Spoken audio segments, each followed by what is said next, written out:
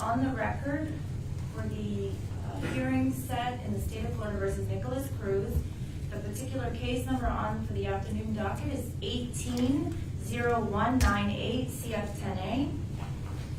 The parties are different from this morning, or actually, why don't we have everyone announce if you plan on being heard or being part of the argument for either side. Stephen Klinger on behalf of the State Attorney's Office. Hello. Good afternoon, Your Honor. Carolyn McCann, Assistant State Attorney. Nicole Chaperone on behalf of the Office of the State Attorney. Tamara Curtis, Assistant Public Defender for Mr. Cruz. Okay, Ms. McNeil announced this morning, and I think that's it. Okay. Are we ready to begin with DP1? Judge, actually, before we start that, we are again asking that the court direct the SO to return Mr. Cruz to the jail, as we did this morning, based on the 4th DCA's order of June 7th, 2019. The court did conduct a colloquy this morning. We would also, and I understand this court's order from yesterday, that the waiver of appearance that's filed pursuant to 3.180 doesn't include substantive motions, the waiver at a pretrial conference, and although the defense disagrees with that, the court's order seems to indicate that substantive motions in a capital case are something that the defendant cannot waive his appearance based on that rule. However, the Florida Supreme Court in Peed versus State holds that just as in non-capital cases, the presence requirement is for the defendant's protection, and just as he can knowingly and voluntarily waive any other constitutional right, the defendant can waive his right to be present at stages of his capital trial if he personally chooses to voluntarily absent himself. He is choosing to do that, and we would ask that he be returned to the jail while we argue these motions. Yes, Your Honor. Your Honor, your order of April 8th, 2019 stated, this court stands by its order of April 4th, 2019. If the defendant wishes to be excused from appearing at any future substantive pretrial hearings, this court will require a short colloquy with this court solely on questions regarding the knowing, voluntary, and intelligent nature of the waiver. And this court was affirmed by the 4th District Court of Appeal on June 7th, 2019, appellate case number 4D 19-1123. The opinion, the concurring opinion that was written in that order from the 4th was simply a comment on not bringing the defendant to court every single time. This court has not done that. You've had several hearings where he hasn't been present.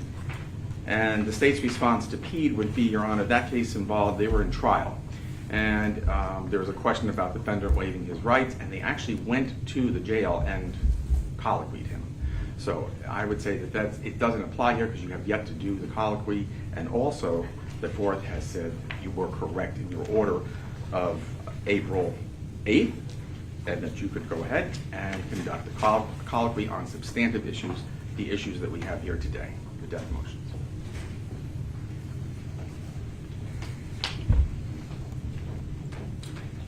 Okay, I've considered all of the arguments of counsel as well as the applicable law, and from this point forward, I'm going to find that the defendant must be present for all substantive hearings, including the one this morning. And that is my final ruling, and you all can do what you need to do if you disagree, but I'm not going to entertain any more argument on this issue for now. Okay, so let's start with DP1. Which is the defendant's request for the trial court to state a basis for its ruling. Does the defense wish to add anything else to its written motion? Judge, I would just argue that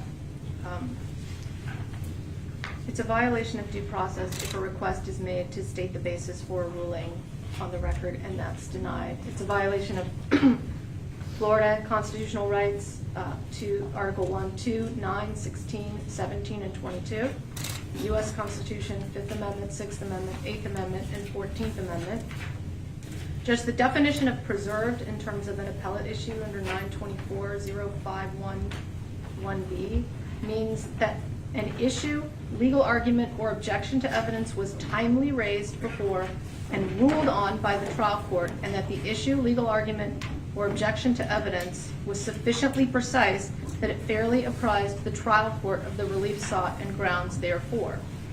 That's what's required to preserve an issue, and it's equally important that the foundation, the factual findings and legal conclusions that the court makes be stated on the record for appellate review. This is a capital case. Heightened standards of due process apply, Judge, and pursuant to Gardner, 430 U.S. 349 cited in the motion, it would be error to deny a request to state the basis on the record, so we're asking that the court grant this motion.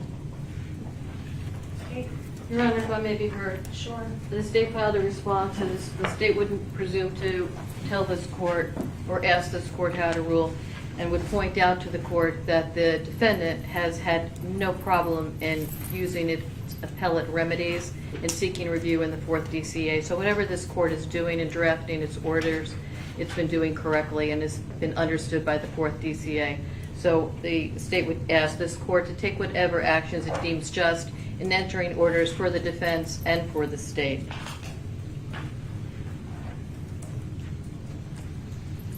The defense motion fails to state any specific ruling that you believe I have not given a basis for.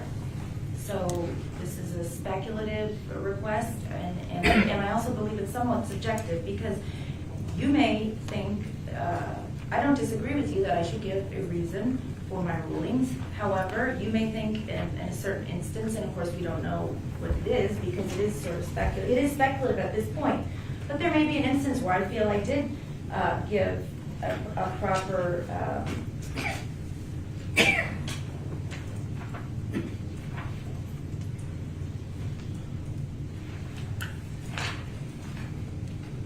basis for my ruling, and you disagree. So I'm going to deny this motion, not because I don't intend to give a legal basis for my rulings, but because I don't think we're there yet. Of course, if you feel that I haven't given a legal basis for a ruling, you can bring it to my attention at the time, and we'll go from there. Okay, so with regard to DP2, motion for disclosure. Judge, I'm sorry, can I just have one minute? Sure. Okay.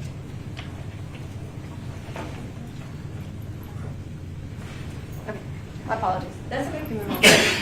DP2, which is motion for disclosure of favorable evidence. Does the defense have anything to add to your written motion?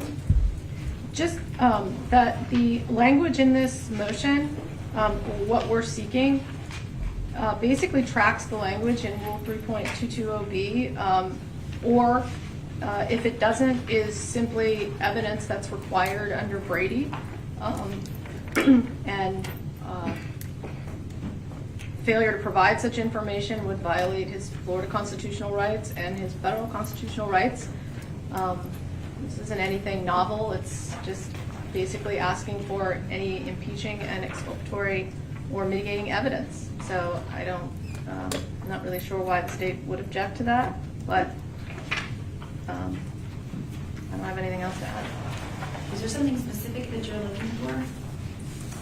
We're looking for things that are contained in the motion. Any names and addresses of persons who might establish the innocence or mitigate the punishment. These motions, although they could pertain to the trial phase of this case, are more geared towards the penalty phase if that becomes a necessity.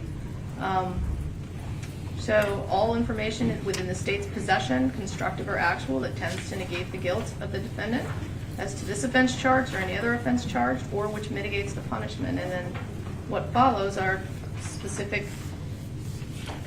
items of evidence that if they have that have not been turned over, we are seeking. So you want me to tell the state to follow the rules of criminal procedure, specifically the discovery rule? Yes. Nothing more specific than that? Well, whatever is contained in the motion is what But we're there's nothing doing. specific in there. Well, there are some specific things in there. I mean, something specific that you feel has not been turned over. Well, if it hasn't been turned over, Judge, we don't know about it. But, Okay, state? Your Honor, we are aware of our obligations. We have complied with them, and we will continue to comply with them. We are aware of the Florida Rules of Criminal Procedure and the case law. They have everything that they've mentioned in DP2, with the exception of things that don't exist. On like page 4, for example, portions of recorded jury minutes that contain testimony of the defendant, that doesn't exist. I think it's misnumbered there. It should be JK. Nevertheless, we will continue to turn over discovery as we receive it, but it's not that there's an objection, but there's nothing for you to grant. So I'd ask that it be denied. I don't see how it matters. I'm going to grant it because I'm going to assume that both parties are going to abide by the rules of discovery and know their obligations towards the other party.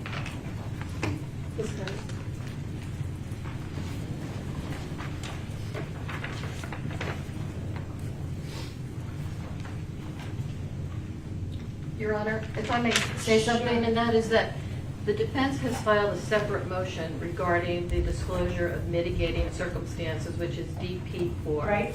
And I would like to be heard separately, as they have filed a motion separately as to mitigating circumstances, because that is, although it is governed by the rules of discovery, and the Elledge case stands for that, it's a separate animal. Okay. And it has to do with labeling things. And so although you have indicated you're going to grant this motion, I think we need to parse it out with regard to mitigation as the defense has parsed it out in their motions. Sure. Thank you. And insofar as I granted it, I'm granting it in that the state has an obligation, a discovery obligation, and I'm asking you to follow the rules of evidence. So, or not the rules of evidence, the rules of procedure. I'm not asking you to turn over anything specific. I'm asking you to follow the rules because I think that's what the motion asks. So, As long as the order is clear about that and that there is Okay. nothing that we need to produce.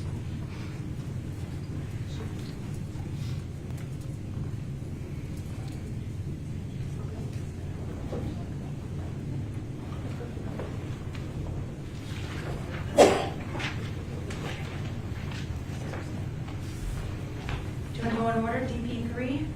Sure. Okay, this is the defense motion to compel all information pertaining to the FDLE and Marjorie Stoneman Douglas Public Safety Commission investigations. I have reviewed your written motion. Do you have anything that you want to add to Judge, your written motion? I'm sorry. That's okay. Judge, the court just asked a second ago for a specific example. And Judge, this motion, what we're asking for in this motion can serve as that example. We received a property receipt that had 2 hard drives on it that we did not have. We were told initially that those were not related and to disregard those. And that was sent in an email and filed in a pleading. We then asked for them anyway and received them. Those 2 hard drives contained the FDLE Office of Executive Investigations investigation of this incident and of the law enforcement response to this incident.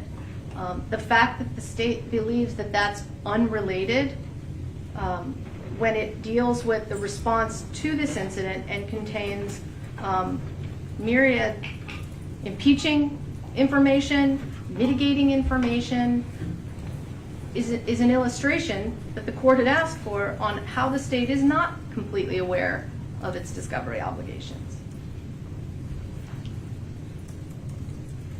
May I, Judge?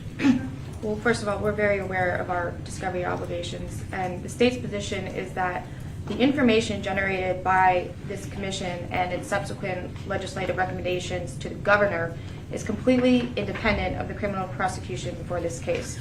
It was created under Senate Bill 7026, Section 20, to deal specifically with public safety as relates to the crisis of gun violence in the schools. That being said, there is nothing in the rules of criminal procedure or the case law that require the state to produce documentation generated by a legislative created commission. However, As Ms. Curtis did say, we did turn over hard drives. We turned over 4 separate discovery submissions regarding some statements that the commission had taken. And they did acknowledge that in their motion. However, and now they want more. And the bottom line is, this commission was created in March of 2018, I believe, and the report was due to the governor this year in January. They've been aware of its existence this entire time. There's nothing stopping them from calling FDLE themselves. FDLE is the records custodian, for lack of a better word, of all the information generated by the commission. And I will tell the court, we have received more hard drives and we are going through them, but they're welcome to come over and inspect them. But again, there's nothing stopping them from calling FDLE themselves. I have not heard nor read anything of their attempts to do so. It is not our job, per the case law, to do their work for them, to get documents that are readily available to them. We don't have to do their defense work. So at this juncture, I don't think there's any legal basis for the court to grant this, and I would ask that you deny it. If they have information in their possession, they are required to turn it over.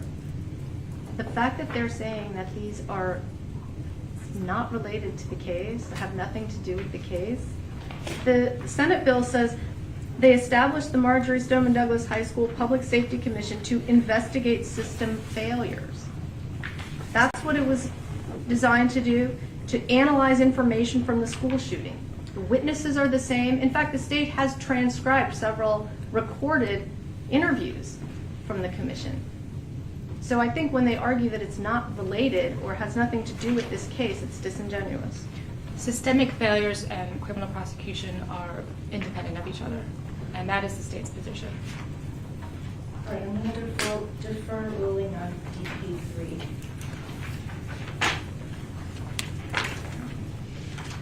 Okay, DP4, which is the motion to compel disclosure of mitigating circumstances.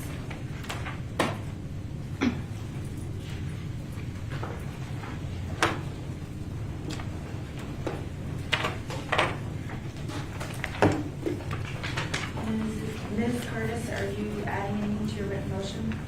No, Judge, just that, and this could be just a lack of clarity in my motion. We're not, obviously not asking the state to investigate mitigation for us. What we're asking is if they have evidence that could serve as mitigation through the course of their own investigation, they are required to reveal it to us when they have it in their constructive or actual possession.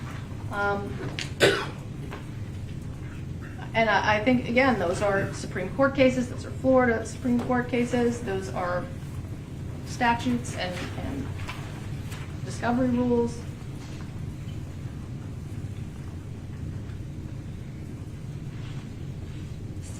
Your Honor, initially the state would point out that the state doesn't have to be reminded of its discovery obligations under the law. The people who are prosecuting this case are all seasoned and experienced prosecutors who have handled numerous death penalty cases and numerous penalty phases. We know how to handle mitigation and how to turn it over. The state would also point out that there have been no less than 5 assistant public defenders handling depositions in this case, and they've also been assisted in the preparation of pleadings by Diane Cudahy, assistant public defender. There are numerous personnel on the defense team who can work on mitigation and developing a penalty phase. Their request that we provide mitigation is belied as far as them saying that we're in a unique position because we have the resources of the state. Further down in their motion, they say that they're in a unique position because they don't want to waste the time and put in looking for mitigation when they can do things that the state can't. And certainly what they can do what the state can't is they can talk to Mr. Cruz over there and find out mitigation that we can't get to. So their request that we provide that mitigation to them is really unnecessary. We know our obligations under the law, and they will get everything that they're entitled to, Your Honor. We ask that this motion be denied. You mentioned initially, because the way I read your motion initially was that you were asking the state to, I guess, proactively investigate mitigation. But that's not what you're asking them to do. No, ma'am. No, and I'm not, well, it may read that way at a certain point. That's why I just wanted to Through the clarify. course of their investigation, that's what's in paragraph 3. It's what we're asking. When they find, through the course of their investigation, evidence that could be mitigating, we're asking them to turn that over to us. Judge, and if I may, Ms. Curtis was using the Florida Department of Law Enforcement investigation to illustrate this point. Because through the Florida Department of Law Enforcement investigation that we were provided with from the state, almost accidentally, we found a property receipt. And then we're told in 2 separate emails that it wasn't relevant to our case. But one example that can illustrate the point of the court's or the state's necessity to turn over information is that the Florida Department of Law Enforcement found that Scott Peterson and Andrew Medina gave inconsistent statements and were not credible. They're part of the system failures that the defense will argue in our mitigation phase. The state of Florida, knowing that the Florida Department of Law Enforcement has made a determination that their statements were not trustworthy and that they were inconsistent because both of those individuals gave multiple statements, could potentially mitigate a death penalty sentence in Mr. Cruz's case. That is mitigation. They did not turn that over. But let me ask you this, wasn't there a several 100-page report by the commission? So the commission is separate from the Florida Department of Law Enforcement. Okay. Yes, there is a commission report. That is correct. Does that not detail the inconsistent statements? I guess I should say alleged inconsistent statements? They address some of the inconsistent statements. However, the Marjorie Stoneman Douglas Commission's purpose was to investigate system failures in general. And the Florida Department of Law Enforcement's purpose was to investigate law enforcement's presence on the day of the incident. So they were more concerned with the BSO officers, Coral Springs, anybody who was active on February 14th. So in the course of their investigation, and the state attorney's office relied on this information in order to file an information against Scott Peterson, they made this determination, and this information was not turned over to us. It should have been turned over to us. So I understand that the state believes that they understand their duties and responsibilities when it comes to mitigation, but that's an example of how they do not. So we just ask the court to remind them that stuff like witnesses that have previously given statements and then are giving other statements have been found to be inconsistent, that in fact could mitigate a penalty in this case and should be turned over. And Your Honor, not knowing what the defense is using as mitigation, what theory the defense is using as mitigation, system failure doesn't, that's something I guess they're relying upon. That's not something that the state was aware of. And so now that we're aware of that, as this information becomes available to us, we will certainly be turning it over. And both Scott Peterson and Andrew Medina are A-listed witnesses in the guilt phase, so it should have been turned over for that purposes as well, above and beyond the obligation to turn over for the purposes of mitigation. It should have been turned over because there has been a finding by an investigative body that those 2 gentlemen's statements were inconsistent. One of those individuals is now being prosecuted by this office, so it should have been turned over. No, Your Honor, they obviously know about it. I mean, weren't the statements turned over? The statements, but the Florida Department of Law Enforcement did an entire investigation on each of those 2 gentlemen. We didn't get the contents of the investigation or the fact that this body, this official body that was created for the sole purpose of investigating law enforcement's presence on the 14th of February made this finding. But you have it now. I have it now, but the court asked previously for an example, so that's an example. We may not have it. I don't know what we have. I mean, we have the 2 hard drives they gave us, but according to Ms. Ciccone, they have several other ones that they're going through. So we don't know if we have. And for the record, I have reached out to General Counsel for the Florida Department of Law Enforcement and have been advised that those documents have been turned over to the state attorney's office and that if we want that information, they are in possession of it and we should seek it from them. And that's the same response that we got from counsel for the commission. But you all have turned those things over. far as I know, Your Honor. Okay, so the state's under a continuing obligation to disclose information that's covered in the rules. Thank you. Okay, So is the court granting that motion then? the problem is it's speculative at this point. You're not asking me to do anything specific except order them to follow the rules. So I don't know. I mean, that's fine. I'm granting it. State, you need to abide by your discovery obligations, just like the defense needs to abide by their discovery That's just a general General. order. Yes. Thank you, Not Your Honor. making any findings. And still as to DP3, the court's reserving on that, correct? Correct. That's the only one so far. Okay. Okay, how about DP5, defendant's motion for disclosure of list of witnesses who testified at the grand jury? So, Judge, we're seeking only a list of witnesses at this point. Florida Statute 905.195 doesn't state that the list is not subject to disclosure. And although in order to get grand jury testimony, the defense has to show a particularized need, it can't just be speculative. We think this person might have made inconsistent statements. We have to document in detail. It would expedite that process if we choose to do that with respect to a couple of the A-listed witnesses, if we know in advance that they were called as witnesses or not. I mean, if there's someone whose testimony we have a reason to believe would have been inconsistent in front of the grand jury, inconsistent with something that they told the police, or inconsistent with something that they later said in deposition, and spent, hours documenting all of that only to find out they did not testify before the grand jury, it would be a colossal waste of time. So we're just asking for the names so that we can determine if there are any witnesses based on our own investigation of their statements that we would like to try to show particularized need for their grand jury testimony. I mean, we do know that there are several witnesses who have given inconsistent testimony throughout. So we may be filing these motions when we are able to put all of that together. So, but some of them may not have even testified in front of the grand jury. So you want the names of the witnesses so that you can try to figure out whether or not these witnesses gave inconsistent testimony at a grand jury proceeding,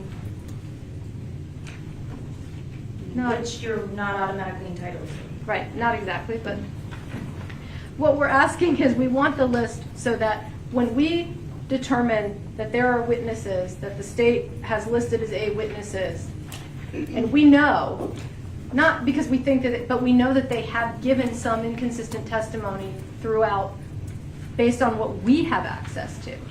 We would then be asking for their grand jury testimony, but if they never testified in front of the grand jury, it would be a waste of time to write such a motion. Okay. And Your Honor, the state would stand on its response on this. It is well settled that grand jury proceedings are secret. The defense is wanting to circumvent the rules of the grand jury under Chapter 905 without laying any sort of predicate. I would direct the court's attention to paragraph 6 of their pleading, which says they want these things should the accused believe at a later date that such grounds exist. This motion is totally premature, doesn't lay a predicate, and it should be denied. Judge, if I could just briefly reply, given the brief time we have left before the court's trial date, there are witnesses that we know have given inconsistent statements and testimony. And is that, and I don't know the answer to this, is that a basis to get the grand jury testimony? Your Honor, if the defense has a reason to believe that they need a certain witness's testimony, they can file a motion as to that witness for that witness's testimony. Asking for a blanket list of witnesses is not something that's proper under the rules. They have not shown a particularized need that would pierce the veil of secrecy under Chapter 905.24. It would be improper in leading this court into error to do it at this point, just to say that in the future we might need it, so give it to us now because we want to hurry up and start comparing names. it's improper. Okay. I understand and I appreciate the fact that you all are working diligently to get the case prepared for trial, but I do agree with the state that at this point, there's no legal grounds for me to order the disclosure of the witnesses who testified at the grand jury, so that is denied without prejudice. Okay, how about DP 12, I believe that's the next one on your Yeah. Notice of hearing? Yes, Judge, but actually, could we just skip, I'm sorry, could we skip that one just for now and? Sure. Go to. DP 18, I filed a supplemental one today, and we're asking that, although I do want it heard prior to the January motion hearing weeks, Ms. McCann has asked if we could postpone that one, and I did just file it today. Sure. But I initially filed a motion to get transcripts, daily transcripts, but apparently there's some, neither one of us are all that familiar with it, some real-time transcribing technology. We're not sure exactly how it works, although there is a rule of judicial administration that requires it in capital cases, but we wanted to both look into that Okay. for the details about it. I think it's more complicated than it appears, Your Honor, and there Okay. may be some time that needs to be devoted to each side and also in front of this court. So I think, prior to January, we may want to set some time aside. Sure. So my assistant made me aware, and thank you all for letting me know that, so I didn't review that very much for today. I knew you all wanted to hold off on that, that particular motion. So DP 18, we're going to set aside for the time being. Do you want to go to DP 12 or Sure. DP 19? 12 is fine. Okay, DP 12, which is the defendant's motion to prohibit death as a possible punishment because the indictment does not charge capital offenses. Do you want to add a supplemental argument to your written motion? Well, I'll do a brief one and then maybe a reply. Okay. Judge, just this motion now needs to be analyzed in light of Hearst.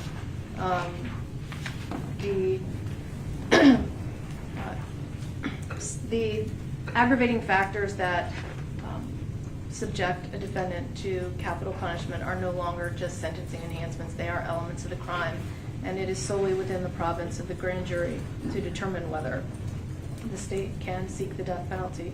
The Florida Constitution grants no such authority to the state based on the Florida Constitution, Article 1, Section 15, and the Fifth Amendment through the 14th. A defendant has a right to be indicted for capital offenses by the grand jury, and in this case, the indictment does not allege sufficient factors to impose capital punishment.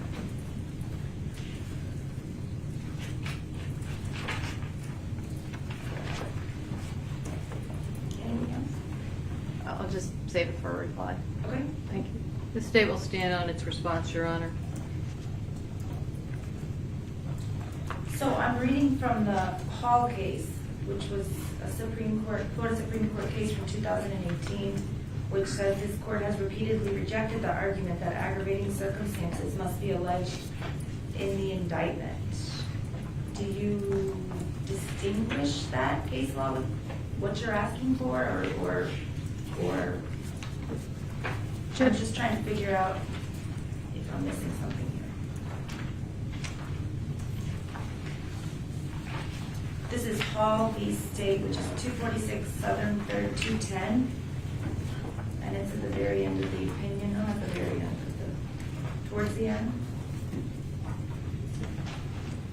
On page 5, it says Hall's indictment, and then it says paragraph 6, number 6.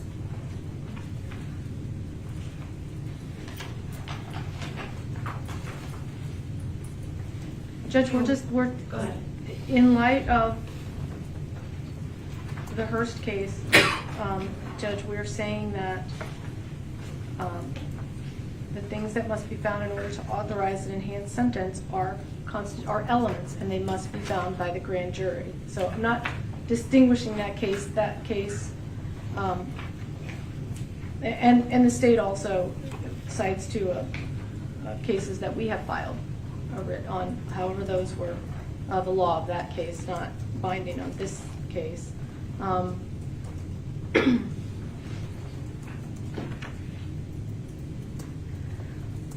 But Judge, I would just rely on Hearst and say that now, under this new scheme, the aggravating factors or elements that need to be charged in the indictment.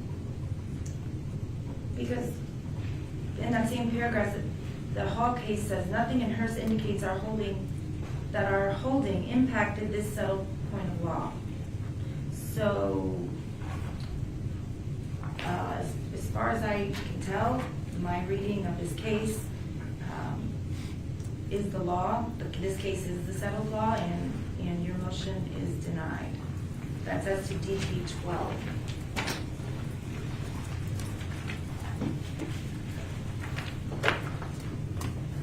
So that leaves us with, for today's purposes, DP 20.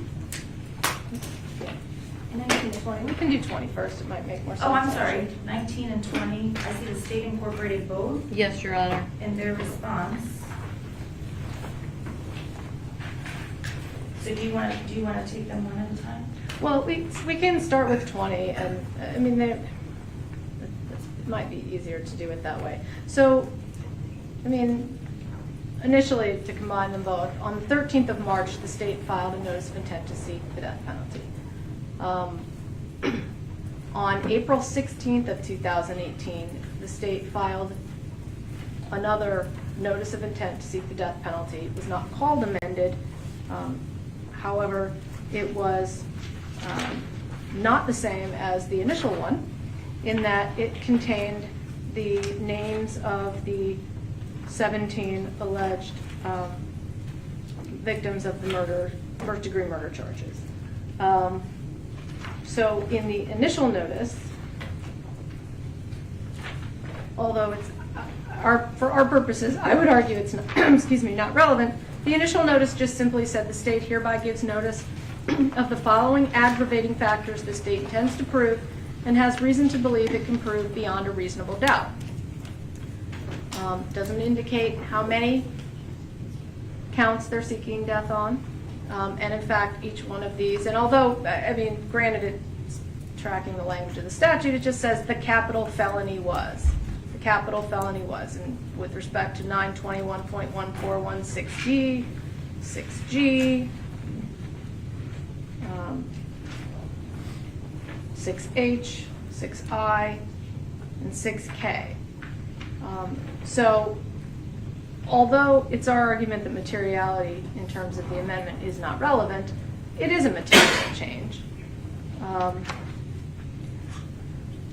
So Rule 3.181 allows the state to amend the notice with permission of the court and on a showing of good cause. The state did not seek leave from this court to amend the notice, did not demonstrate good cause, and simply filed another notice. So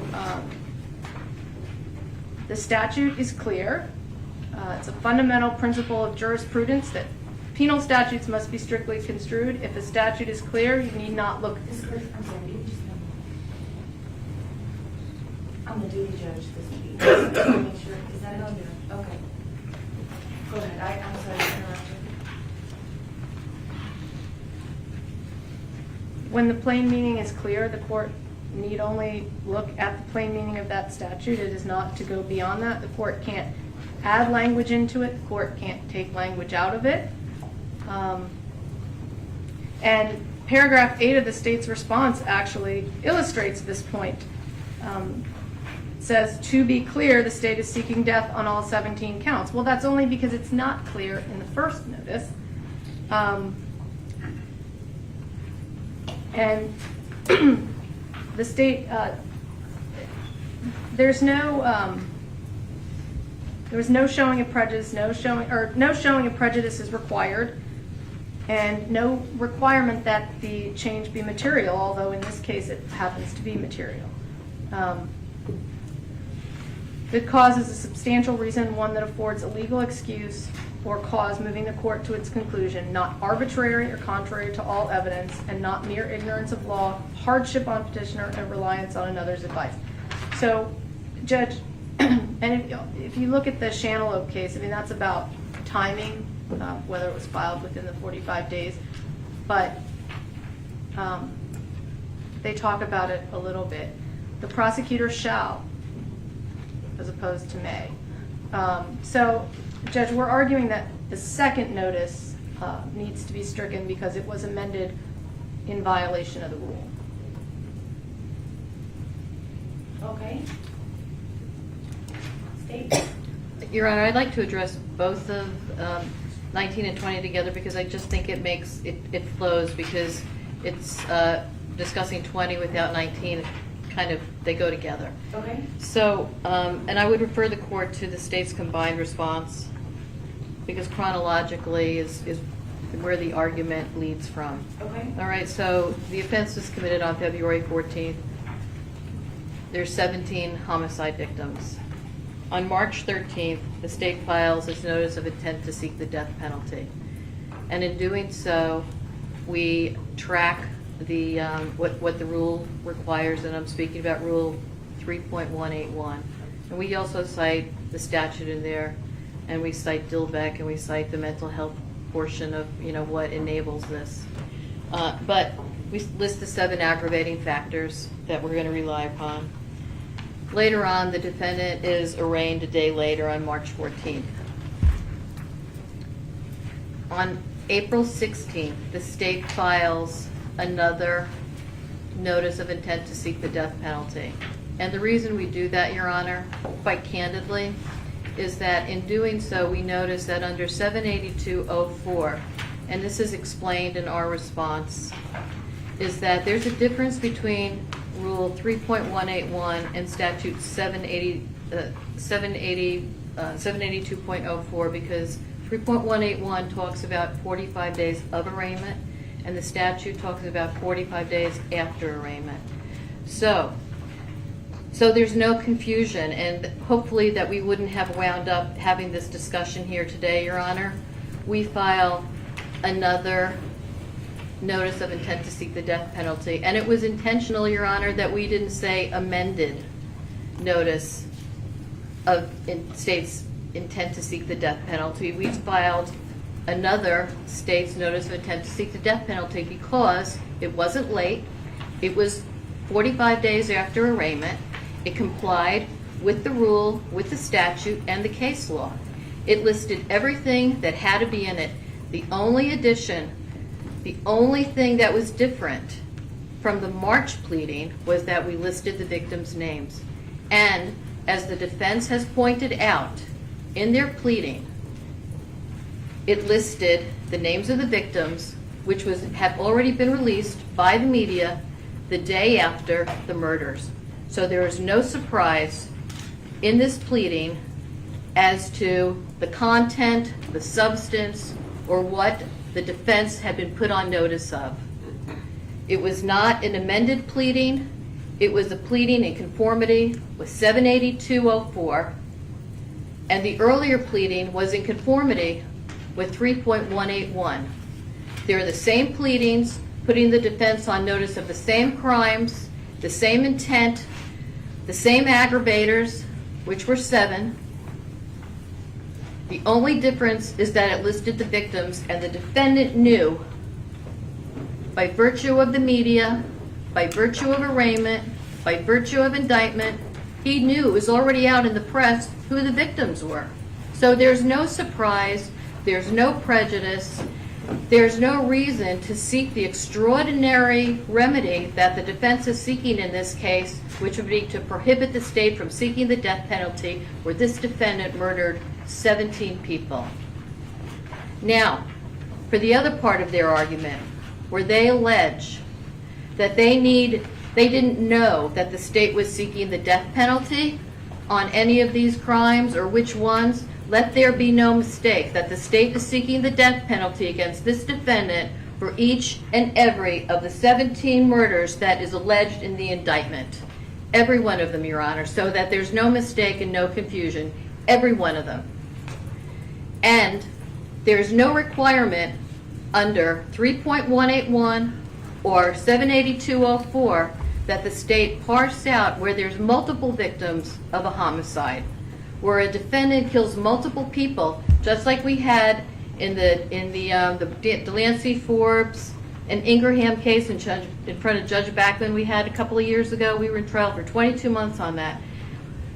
And in the Hojan case that came back, where there's, excuse me, Your Honor, there weren't multiple victims in the Ingraham case, but in other cases that I've worked on where there have been multiple victims, there is no requirement under the rule or the statute that the state delineate or specify which aggravators apply to which victims.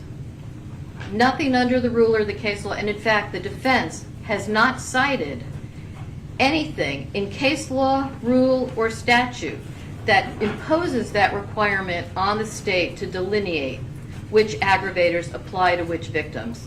Now, granted, I haven't come across a case in Florida where there have been 17 victims of one defendant in a mass shooting, but I've never seen any case law, and the defense has not cited any case where the state has been required to parse out which aggravators apply to which victims.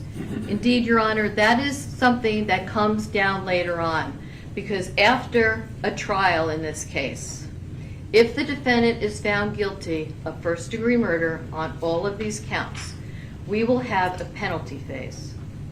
And before the penalty phase, we'll refer back to this notice of intent to seek the death penalty and these 7 aggravators that the state has listed. And we will go through and look at what was proven at trial through what came out from the medical examiner, what came out from various witnesses as to heinous, atrocious, and cruel, the manner in which the gunshots were inflicted, how long those victims were alive, how much they suffered, as to each and every of those 17 victims. We'll look at cold, calculated, and premeditated. We'll look at the defendant's statement, the video clip that he did 3 days before this homicide, and see how he planned this out. And we'll see if that CCP applies to each and every of the 17 homicides that were committed that day. We'll look and see how many homicides he's convicted of to see if the contemporaneous conviction aggravator applies. We'll look to see how many children and adults were on the first, second, and third floor to see if the great risk aggravator applies. And on, Your Honor. So we look to see, of those 7 aggravators, individualized, to see which applies to which homicide, because under the 8th Amendment, this defendant is entitled to an individualized capital sentencing proceeding. So for each homicide that he is convicted of, we have to look individually at each aggravator and also the mitigators that apply. Now, I would expect that he'll argue that each mitigator applies, and that's an argument for another day. But I do know that we will have to parse out the aggravators as to each and every victim in this case, and that's going to be a conversation, Your Honor, for after the trial. It's not a conversation for now because the evidence has not been developed. It would be premature, and it's not warranted under the case law or the statute or the rules that the state delineate what aggravators apply to what victims at this stage of the proceedings. So it's for those reasons, Your Honor, that the state did not file an amended notice of intent to seek the death penalty. The first one filed on March 13th was timely. The second one filed on April 16th was timely under 78204. And there's no prejudice to the defendant. There's no surprise. We're here today because he knows what he's been accused of. It's been 2 years almost since the murders were committed. And the remedy that they're asking for, where the state has not been late, and I know the defense cites the Channel Oak case, and I know they cite lots of cases, but if this court looks at those cases, Your Honor, those are extraordinary remedies for cases where the state did not seek leave of court for filing an amended or an out-of-time notice when they were out of time for filing something. That is not the case here, Your Honor. It's apples and oranges. Our notices were always filed on time. And it's for those reasons that we ask that the defendants DP 19 and DP 20 be denied. Judge, with respect to the amendment argument, I guess we're operating under different premises as to what amended means. Amended doesn't have anything to do with the time. It means to alter or to modify, okay? When you say it's the same notice, but, that means whatever comes after but is the amendment, okay? They amended the statute, and there's nothing in this rule, 3.181, there's nothing that says as long as it's filed within the time, the court can't write provisions into a rule enacted by the Florida Supreme Court or a statute enacted by the legislature. It doesn't say you can amend it as many times as you want, as long as you file within the 45 days. It doesn't say that. It says you can amend it, leave of the court, on good cause shown. Now, this argument about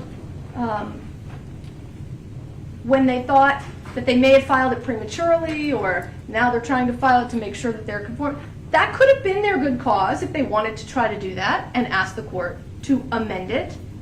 But to say that it's not an amendment is disingenuous, and to say that the rule somehow allows them to amend it without leave of court, I'm also not aware of any rule or any law or any case that says if a defendant is charged with 17 counts of murder, none of these rules and constitutional amendments and cases apply to him anymore. They apply the same, okay? And they amended their notice without seeking leave of court. So their amended notice filed on the 16th of April, based solely on the rule and the statute, should be stricken. Now, with respect to their initial one, Judge, 3.181, and I want to read the exact language.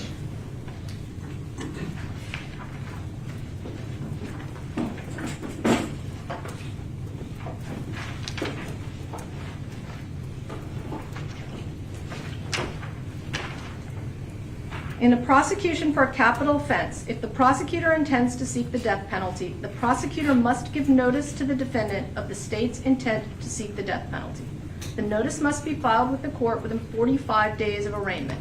The notice must contain a list of the aggravating factors the state intends to prove and has reason to believe it can prove beyond a reasonable doubt.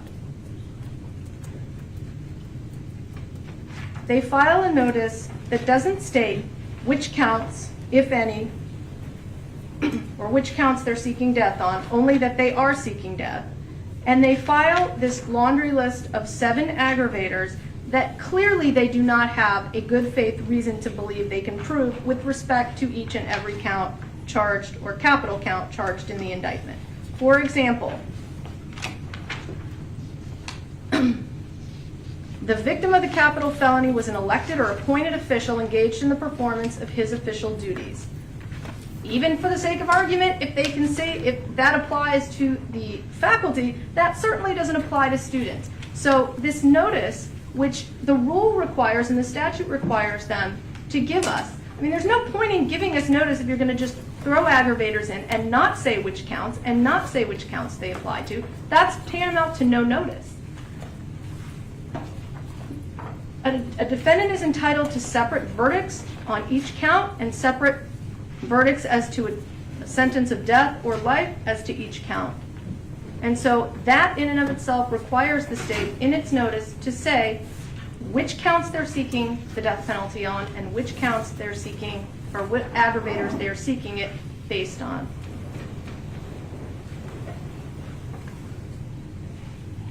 Okay, anything else? On either side on this issue? Not from the state, Your Honor. Ms. Curtis? No, ma'am. Do you need a minute? Guess I do. You do need a minute? No, I don't. Oh, okay. All right, I'm going to defer ruling on defense DP 19 and 20, and I will have a written order on that very shortly with DP 3. And I think that's it for today. unless I missed something. Do we need dates or something? I don't. We do have future dates. Oh, okay. Judge, for the motions that you denied, we're requesting a written order at your legal basis. Thank you. And also, on the initial argument that preceded the motions, the state had indicated that they are in possession of some additional hard drives that would constitute discovery that we do not have. So I'd like to make an ori tennis motion to have those turned over within 10 days in light of the fact that the court has set a trial date and the state's still turning over discovery. I must have missed that part. You have something you have not yet? Oh, you said that they could inspect it. Yes, Judge, that's correct. We just received several hard drives from FDOE upon receipt of DP3. We have them, we're going through them.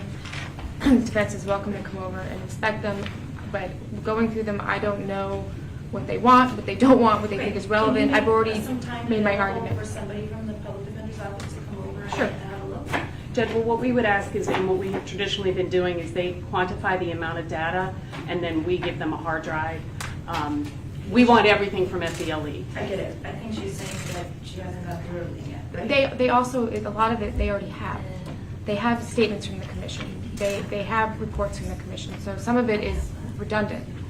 But And that may be, Judge, but we need to be able to compare that and say, you know what, we do have this report, we don't have that report.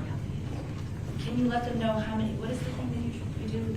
They quantify the amount and then Megabytes or exactly, and then whatever. we'll send over the hard drive and then they give it to us. Would you let Ms. McNeil know what type of zip drive or how big the zip drive needs to be, Absolutely. please? Can we have that within 10 days, Judge?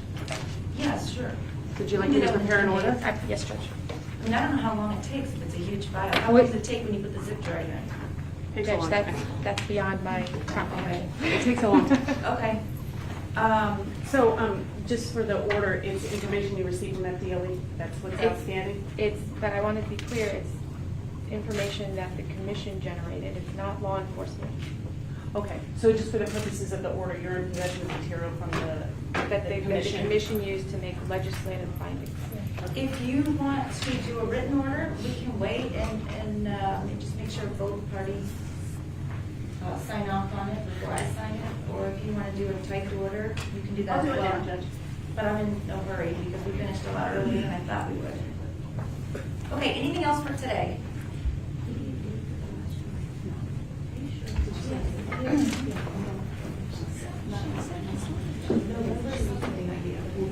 Judge, you had mentioned that we needed a date on the other case.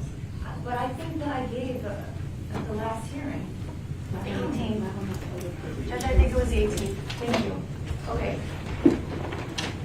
November 18th at 1:30. Yes. If we didn't, I intend to just keep the two cases together unless there's a specific motion that needs to be heard on one or the other. Today it just so happened that both cases had motions to be heard, so. But as far as the calendar calls go, seems prudent to keep them together on the same day. Okay, anything else? We're in recess. Have a nice